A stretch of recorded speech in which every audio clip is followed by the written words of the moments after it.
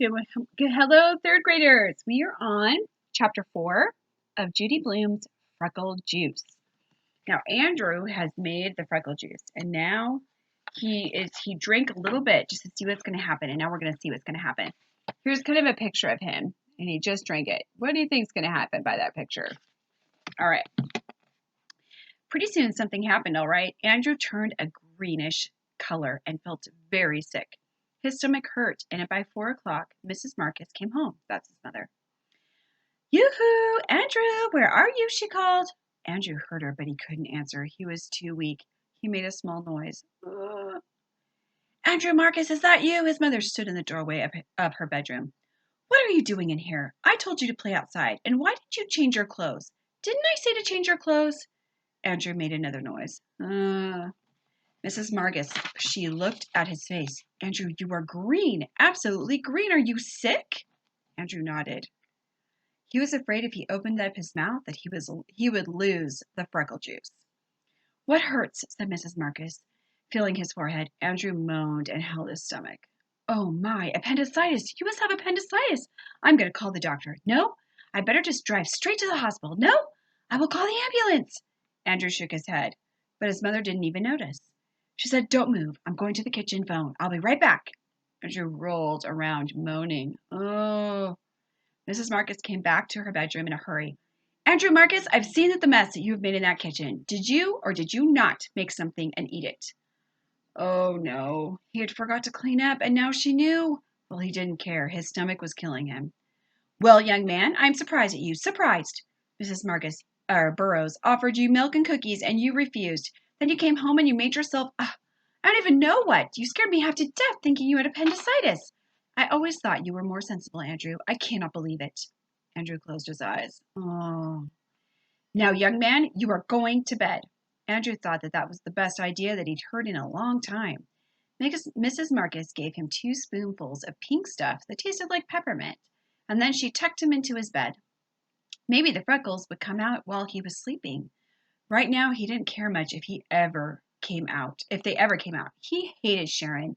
She had done it on purpose, just to get his 50 cents. He'd show her.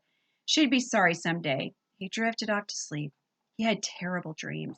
A big green monster came to drink 2 quarts of the freckle juice 3 times a day. Every time he drank it, the monster got freckles, but Andrew didn't. Andrew woke up sweaty. His stomach still felt very funny. His mother gave him 2 more spoonfuls of the pink stuff, and he fell fast asleep again. The next day, Andrew stayed home from school. He only looked into the mirror once. No freckles. He wasn't surprised. At noon, he drank some hot tea.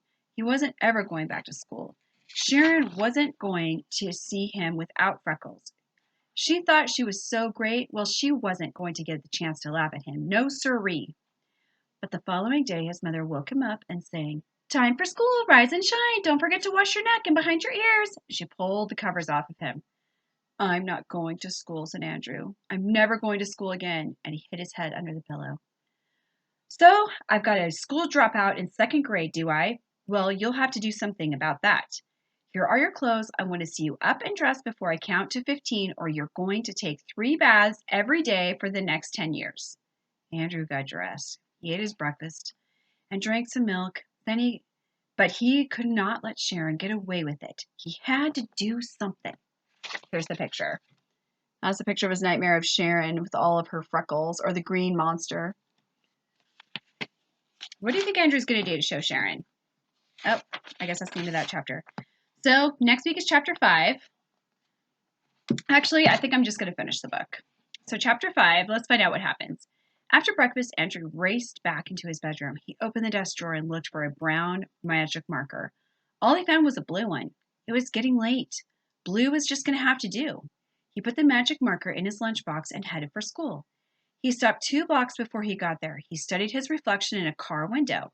Then he took out the magic marker and he decorated his whole face and neck with blue dots. Maybe they didn't look like Nikki Lane's freckles, but they sure looked like something.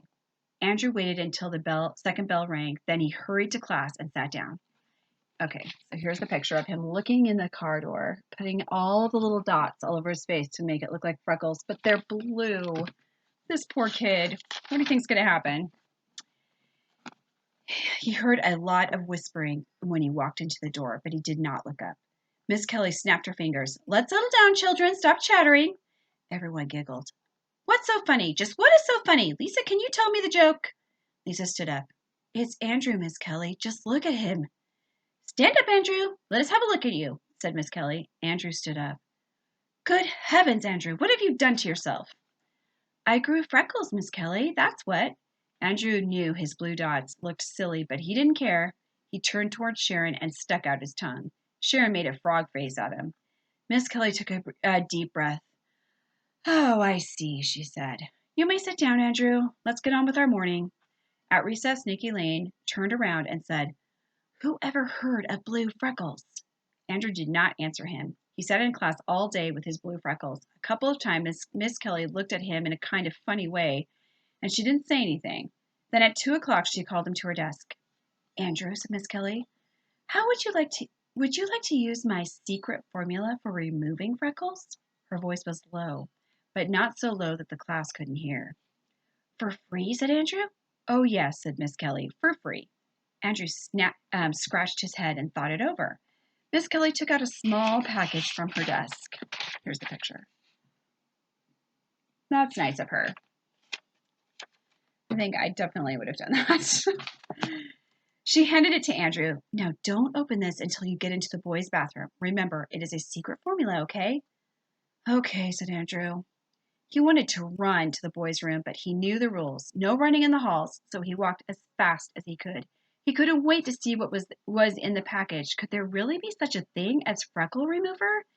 As soon as he was inside the boys' bathroom, he unwrapped the package, and there was a note. Andrew read it, and it said, Turn on the water, wet the magic freckle juice remover, rub it onto your face, and rinse. If the magic freckle remover does not work the first time, try it again. 3 times should do the job. Miss Kelly. Ha! Miss Kelly knew. She knew the whole time. She knew his freckles weren't really real, but she didn't tell. Andrew followed Miss Kelly's directions. The magic freckle juice remover formula smelled like lemons. Andrew had used it 4 times to get his freckles off. Then he wrapped it up and walked back to class. Miss Kelly smiled. Well, Andrew, I see that it worked. Yes, Miss Kelly, it sure did. You look fine now, Andrew. I think you're a very handsome boy without freckles. You do? Yes, I do. Miss Kelly, Nikki Lane called, raising his hand and waving it all around. What is it, Nikki? Said Miss Kelly. Could I use your magic freckle remover? Could I, Miss Kelly? I hate my freckles. I hate every single one of them. Andrew couldn't believe it. How could Nikki hate his freckles? They were so cool. Nikki, said Miss Kelly, Andrew didn't look good with his freckles, but you look wonderful.